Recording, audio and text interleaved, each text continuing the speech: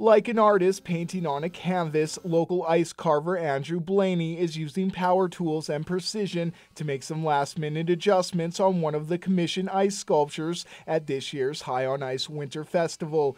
Blaney has been part of the festival since 2010, helping with the site's setup in Centennial Park, but this year is the first time he will be able to showcase his skills on the main stage. I got a taste of it. It was, it started coming a little more naturally to me, and I found that I really enjoyed it. So it wasn't just the work I kept coming back for, it was also that I really enjoyed, working with ice and building sculptures. Blaney is a construction worker by trade, but an ice sculptor by inspiration. Just getting to work alongside of some of the carvers here, it is inspiring to see what is possible, and no matter what your skill level is at the time, I always took the opportunity to kind of watch what they were doing and take insight from them, I guess, as to what was possible, and to always keep pushing the limits. During the time he was working to help set up the festival, Blaney was able to work alongside some of the world's top ice sculptures.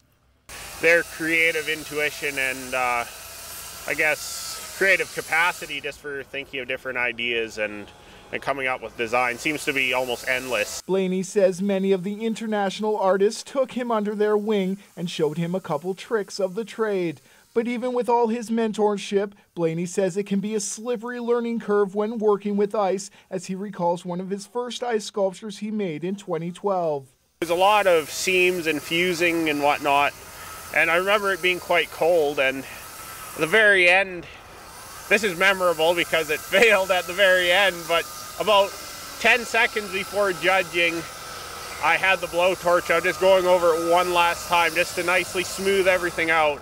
And when the heat hit that seam that was holding the tail on, the tail smashed on the ground, so it never actually got judged, but I'm pretty sure we had a winner if it hadn't have been wrecked. Blaney says there's a lot of science behind working with ice and how it will react under extreme temperature changes. Lessons he hopes to apply as he competes as the first ever local resident in the professional ice carving event tomorrow. There's always a competitive element to, you get a group of carvers together and we're all going to carve. Well, of course I want to have the best piece, but I really don't know if that's going to happen this year. We have some fairly good artists here that have been doing it a really long time, so I'm really just happy to gain their respect and work alongside them and learn more each year.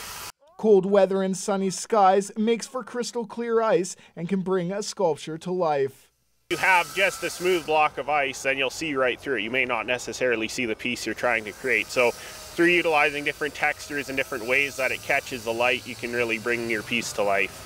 Brendan Miller, CJDC-TV News, Fort St. John.